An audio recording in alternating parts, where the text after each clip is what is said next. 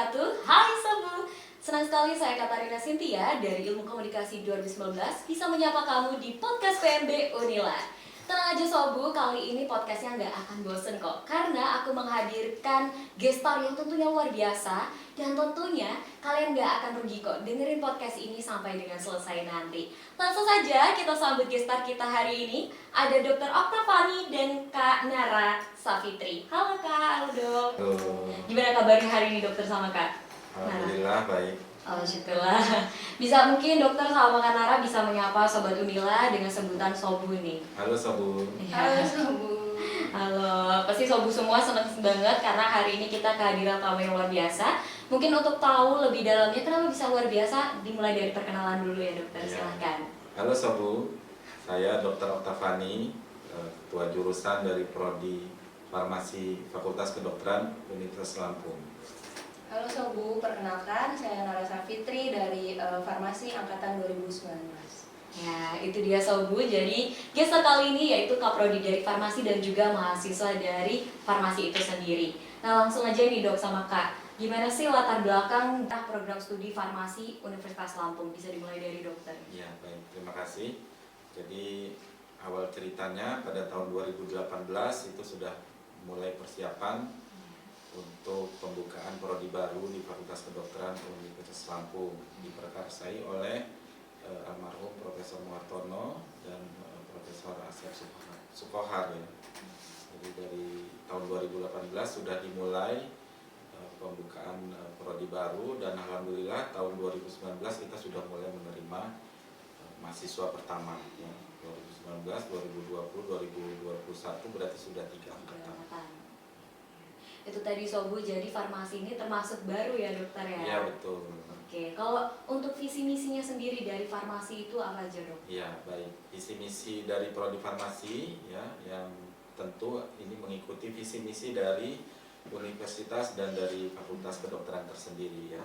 Jadi menjadi 10 prodi farmasi terbaik pada tahun 2025 dengan pemanfaatan bahan alam dan berbasis agromedisi. Oke, berarti Sobu ditunggu tahun 2025 menjadi penerus-penerus untuk farmasi yang lebih maju ya dokter ya. Ya. Nah, untuk akreditasi dari jurusan farmasi itu sendiri dokter? Ya, akreditasi saat ini sedang dalam proses dari PT Kesnya. Jadi karena 2 tahun terakhir kita terkendala dengan pandemi, maka untuk akreditasi diusahakan tahun ini itu akan dilakukan secara offline. Akreditasinya apa kalau boleh tahu dokter? Masih sedang proses. Baiklah, ditunggu ya Sobu sekalian. Nah, pasti Sobu sekalian ini pada penasaran dokter juga Kak Nara tentang cara sistem belajar dari farmasi itu sendiri. Mungkin bisa dari versi dokter sebagai pengajarnya itu bagaimana dok? Oh iya, jadi untuk prodi farmasi sendiri kita masih ada sistem perkuliahan dan ada sistem praktikum. Kemudian yang ada tambahannya adalah karena kita menginduk kepada Fakultas Kedokteran, kita ada suatu sistem namanya sistem blok. Ini agak berbeda dengan prodi-prodi lain di Unila ya, karena di kedokteran sendiri itu kan kurikulumnya berbasis kompetensi, makanya ada yang namanya sistem blok, di mana pada sistem blok ini semua cabang-cabang ilmu itu diintegrasikan. Jadi gunanya buat apa? Untuk menjawab pertanyaan-pertanyaan atau masalah-masalah yang memang biasa kita temui sehari-hari. Jadi pada sistem pembelajaran ini didasarkan pada suatu problem base. Jadi harapannya mahasiswa ini bisa berpikirnya dari segala sisi, bukan dari salah satu cabang ilmu saja, sehingga dalam menyelesaikan suatu permasalahan itu lebih komprehensif. Jadi harapannya sih seperti itu. Oh ya, tadi ada saya lupa tambahkan prodi kedokteran ya, selain di Fakultas Kedokteran itu ada prodi pendidikan dokter dan prodi pendidikan profesi dokter. Itu alhamdulillah akreditasinya sudah A. Jadi sudah unggul ya. Jadi kalau sekarang kan unggul ya, bukan ABC lagi ya. Jadi kita sudah mendapat status akreditasi unggul yang mudah-mudahan mohon doanya ya Sobu ya semua ya, kita proses akreditasi ya minimal kita nanti minimal baik, kalau bisa sampai ke unggul ya, agar bisa melanjutkan nanti membuka prodi profesinya untuk farmasi ya. Pasti sobu sekalian udah menanti ini dokter. Iya. Berarti kurang lebih sistem belajarnya itu mahasiswa di bagaimana cara untuk berpikir secara luas ya dok ya. Betul. Nah, untuk versi dari mahasiswanya nih Kak Nara, pasti Kak Nara yang sudah mengalami dan menjalaninya itu bagaimana itu Kak? Kalau untuk mahasiswa farmasi ya Kak, nah terkait praktikumnya itu kita biasanya di sebelum praktikum itu sudah diberi modul oleh dosen, modul untuk praktikum. Di situ juga kita bukan hanya dibaca saja gitu ya Kak, jadi harus kita pelajari juga, karena sebelum kita melakukan praktikum itu kita ada kuis terlebih dahulu. Jadi ketika kuis itu tidak bisa kita jawab, kita tidak bisa ikut praktikum. Oh, gitu. jadi kayak ada tahapannya dulu ya. Gitu untuk farmasi ya Kak. Nah kemudian untuk sistem belajarnya itu memang kita seperti yang dijelasin oleh Dokter Okta, kita farmasi juga ada blok. Jadi sistem kita blok dan SKS biasa. Nah kemudian dari blok itu kita lebih fokus ke penyakit Kak kalau farmasi. Nah untuk yang sisanya selain blok itu kita materi dari farmasinya tersendiri seperti obat-obat, fokus ke farmakologi dari obat-obat gitu. Nah, jadi seru banget ya Kak ya. Nah sob butuh kalau mau keseruannya buruan daftar di Farmasi Unila deh. Oke nih, tadi itu cara belajar pasti mempengaruhi tentang keunggulannya nih. Nah keunggulan program studi dari farmasi itu sendiri bagaimana dokter? Iya baik. Jadi dari awal ya, ini sobat sobu ya, sobu. Jadi dari awal masuk fakultas kedokteran itu kita masih berbarengan ya, mahasiswa program studi farmasi maupun mahasiswa pendidikan dokter. Itu maksudnya dari awal ini sudah mulai ditumbuhkan semangat atau interprofesionalisme edukasi ya. Jadi nantinya kan di dunia kerja nyatanya nanti teman-teman sejawat dari farmasinya akan bekerja sama dengan para dokter ya, dalam hal ini mahasiswa pendidikan dokter ya. Kemudian keunggulan berikutnya itu ada pengajar-pengajar yang ahli di bidang farmasi ataupun bidang farmakologi yang memang berinduk di Fakultas Kedokteran. Jadi salah satunya ada WR2 kita, Prof. Asep Sukohar ya. Prof. Asep Sukohar ya, itu dia memang home base-nya sendiri di farmasi ya sampai saat ini ya. Jadi itu lebih diperkaya lagi dari sisi kedokterannya, karena yang saya tahu beberapa atau kebanyakan program studi farmasi ini menginduk pada FMIPA ya, kalau di tempat lain hanya sedikit yang menginduknya ke Fakultas Kedokteran ya. Jadi sistem belajarnya sudah mulai ada campuran dari sistem belajar di kedokteran ya. Kemudian saling bekerja samanya itu yang kita tekankan. Kemudian juga keunggulan berikutnya dari tenaga-tenaga pengajar kita yang sudah memang kita jaga ya, kita terus memperbarui ilmunya dengan seminar-seminar atau dengan sekolah lanjut ya. Dengan itu harapannya ilmu-ilmu yang didapat oleh mahasiswa ini ilmu-ilmu yang terbaru. Itu keunggulan. Wow, jadi itu sobu udah pasti dan udah jelas ya dokter keunggulan dari farmasi, kalian langsung dengan profesionalnya langsung ya dok ya. Nah untuk prospek kerjanya nih dok, dari farmasi itu apakah hanya farmasi aja atau emang luas gitu cakupannya dok? Ya untuk farmasi sendiri luas ya, jadi yang kita ketahui sekarang ya lulusan dari prodi profesi ya, dari apoteker itu kerjanya bukan hanya di apotek ya, sekarang bisa di rumah sakit ya, bisa di puskesmas ya, bisa di Bepom ya, bisa di BIRN juga ya, ada beberapa di apa yang dulu LIPI ya, sekarang BIRN ya. Jadi bisa juga menjadi manajer di perusahaan farmasi ya. Karena terus terang ini memang terutama dengan pandemi ini ya, penelitian di bidang farmasi ini sangat pesat sekali. Betul. Muncul obat-obat baru yang sekarang ini lebih ke arah untuk melawan virus, dimana pada dekade sebelumnya itu difokuskan untuk melawan bakteri ya, jadi sekarang melawan virus.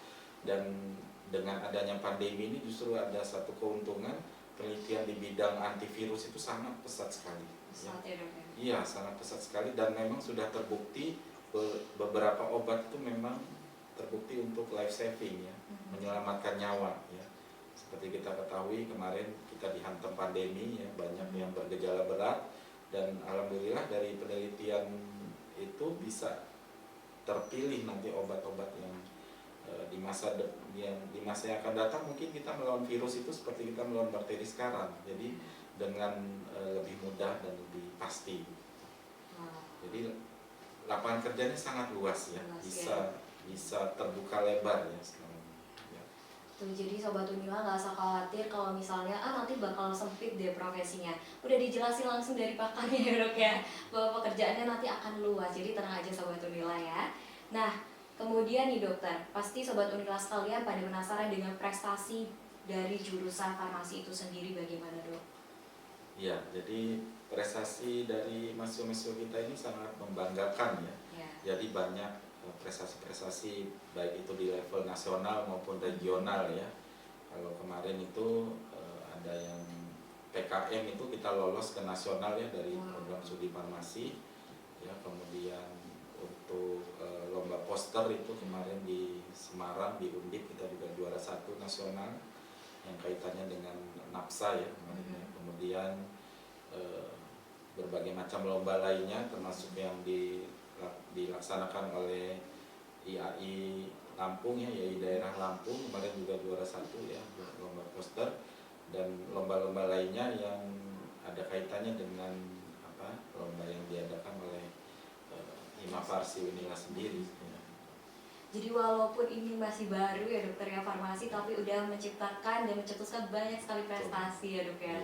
Luar biasa, sobat sekalian bisa sambil tepuk tangan ya dengan podcast ini. Nah kalau dari versi mahasiswanya nih Kak, gimana dari prestasinya? Iya. Nah jadi tadi yang disebutin dokter Okta itu dari keseluruhan dari prodi farmasi itu sendiri. Nah ini kita sebagai mahasiswa juga membuka lomba gitu kayak. Jadi setiap tahunnya kita dari Himafarsi itu ada lomba tingkat nasional namanya Farmalation. Nah, ya, di situ saya juga ikut lomba lomba public poster publik. Jadi di situ kita ngangkat tema tentang COVID dan kebetulan kita juga dapat juara 1. Wow, keren sekali. Sambil tepuk tangan ya Sob ya. Ini Sob pasti bisa ikutan nggak Kak nih? Kira-kira Sobat Unila ini? Boleh, untuk umum dan untuk khususnya anak farmasi itu juga bisa langsung daftar nih hubungin Kak Nara lainnya kan. Ternyata luar biasa ya Sobu ya, udah nggak usah dikhawatirin lagi tentang farmasi Universitas Lampung. Lanjut nih dokter, persyaratan khusus yang harus dipersiapkan untuk masuk prodi farmasi itu apa aja nih dok?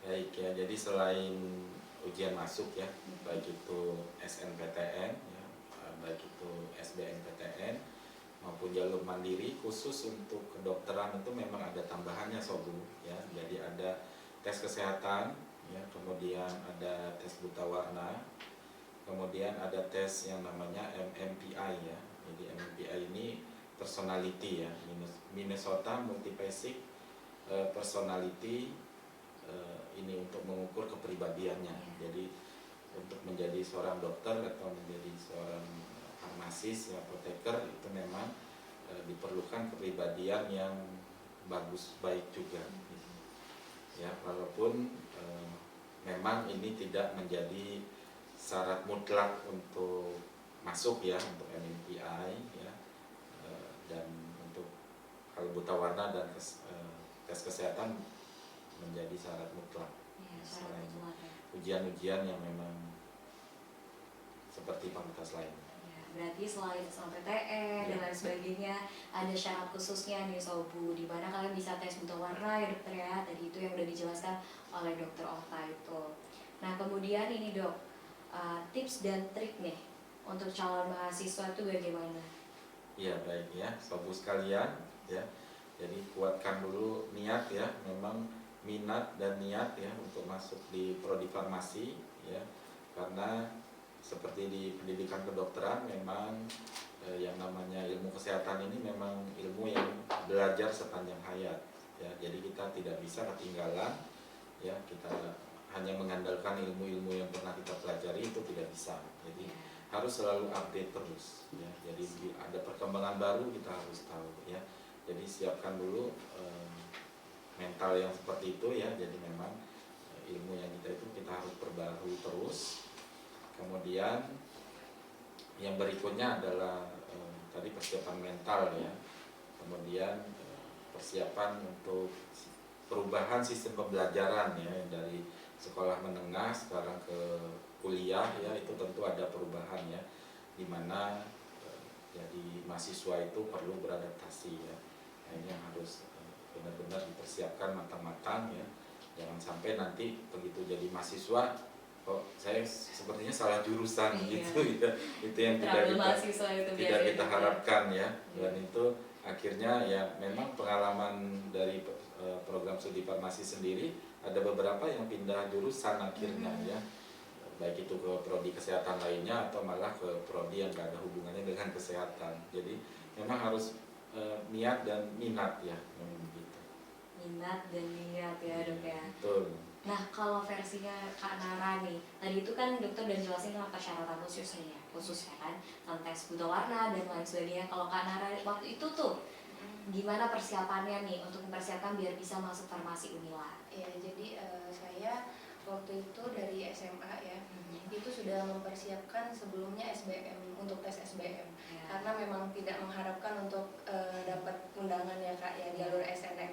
Nah tapi kebetulan rezeki saat itu saya dapat undangan, dapat SNMPTN. Jadi di situ saya langsung bertanya kepada kakak kelas bagaimana sih bisa tembus ke fakultas kedokteran gitu. Nah jadi setelah saya bertanya seperti itu, saya langsung mencoba dari jalur undangan itu. Saya coba untuk daftar farmasi Unila. Di situ pun saya agak pesimis sebenarnya Kak, soalnya kita tahun pertama, angkatan pertama ya Kak yang daftar farmasi Unila, karena bukanya farmasi Unila kan 2019 ya Kak. Nah jadi pas saat daftar itu untuk kuota dari undangan sendiri itu hanya 8 orang Kak.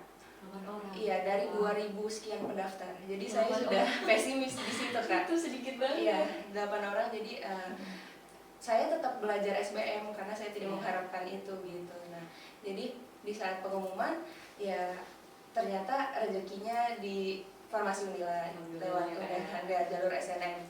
Nah, buat sahabat Sobu, saran saya ya kita tips and triknya untuk masuk farmasi Unila itu memang harus tetap belajar ya Kak. Selain tadi minat dan niat, kita tetap harus tekun. Jadi kalau memang yang dari sekolahnya tadi itu tidak terbiasa belajar, itu pasti sangat kaget masuk sana. Ya? Iya Kak. Nah, terus udah, jadi emang harus dari hati ya Kak ya, tanpa pressure. Karena kalau misalnya nggak dari hati, semua itu pasti bakal pressure nih. Nah, itu tadi kan udah mengenai lain sebagainya nih. Kalau farmasi Universitas Lampung ini ada yang beda nggak sih dok dari farmasi yang lain gitu kan? Sedangkan kita tahu bahwa di Lampung ini banyak sekolah yang khusus farmasi seperti itu. Ya, baik. Jadi yang seperti saya katakan tadi ya, memang kita menginduknya kepada fakultas kedokteran, itu yang membuat beda sebenarnya ya. Jadi di kedokteran sendiri itu kan juga mempelajari tentang farmasi juga, ya, tapi dari sisi dokter ya. Sedangkan farmasi ini nanti waktu di dunia kerjanya itu memang banyak bersinggungan atau berkomunikasi dengan para dokter. Nah, jadi ini nanti teman-teman atau adik-adik dari farmasi ini nanti lebih mudah nanti ya dalam hal ya bergaul, bertata krama dengan dokter-dokter ya. Selain beberapa itu ada yang memang sudah kenal waktu masih kuliah ya, jadi lebih memudahkan lagi ya. Harapannya memang kerjasama itu nanti kan erat ya, dan bisa bersinergi ya, saling bantu membantu dalam dunia kerjanya nanti. Itu yang membuat kita beda ya. Jadi ada relasi ya dokter. Betul. Ya. Nah kalau dari Kak Nara nih yang dirasain, apa sih yang bedain dari farmasi Unila dengan yang lainnya gitu kan? Kalau saya ngobrol dengan kawan-kawan saya yang farmasi di fakultas lain, di universitas lain ya Kak, itu kita bedanya kita ada sistem blok itu tadi Kak. Ada universitas itu yang memang nggak campur gitu, ada bloknya gitu ya. Itu sih yang beda. Kalau sisanya itu selebihnya sama. Sama Iya, ya kurang lebihnya. kurang lebihnya. Oke nih, pertanyaan yang terakhir nih. Harapan serta target dari program studi farmasi itu sendiri, dokter, gimana? Iya. Jadi harapannya kita bisa terakreditasi unggul atau baik sehingga kita bisa membuka prodi profesinya. Oke. Ya, agar adik-adik mahasiswa ini kalau mau lanjut sekolah lanjut dia nggak usah kemana-mana, ya, tetap di Unila. Iya. Bahkan kalau memang memungkinkan itu kita bisa menerima lulusan S1 dari universitas lain, ya. Bahkan kita nanti rencana kedepannya lebih jauh lagi, kita akan membuka S2 dan S3. Wah, semoga terwujud ya dokter ya. Nah, kalau Kak Nara ini sebagai mahasiswa nih, gimana sih harapan serta target dari program studi farmasi itu sendiri? Iya, dari saya harapan untuk farmasi ke depan, farmasi Unila ke depan itu bisa unggul di segala bidang ya kan, terutama khususnya di farmasi. Kemudian saya berharap farmasi Unila terus maju. Itu Sobu ya, jadi semoga Sobu semua semakin minat nih dengan farmasi Universitas Lampung. Nggak perlu khawatir lagi nih, kalau nggak perlu bimbang lagi dokter ya, karena udah jelas tuh dari cara sistem belajarnya yang emang beda dari universitas lain. Jadi kalian nggak bisa dapetin di univ lain atau bahkan sekolah-sekolah lain ya, jadi bisa langsung aja daftarin diri kalian di farmasi Universitas Lampung. Oke dokter sama Kak Nara, ada yang mau buat boomingnya nih, kata-kata terakhir untuk Sobu? Kata terakhirnya atau gimana ucapannya? Ayo langsung. Semangat ya Sobu. Walaupun memang masuk farmasi itu tidak mudah. Iya. Dari saya selain semangat, jangan lupa untuk doa, karena kalau memang nasib kita tidak di sana dan kehendak Tuhan tidak memberikan izin, itu tidak akan bisa kan. Jadi Sobu mulai belajar dari sekarang untuk bisa ketemu sama dokter Okta dan juga sama Kak Nara. Daftarkan diri kalian dan juga persiapkan diri kalian, karena gak cuma karena pingin aja, tapi emang harus dengan usaha kerja keras. Ya, daftarin diri kalian ke Farmasi Unila.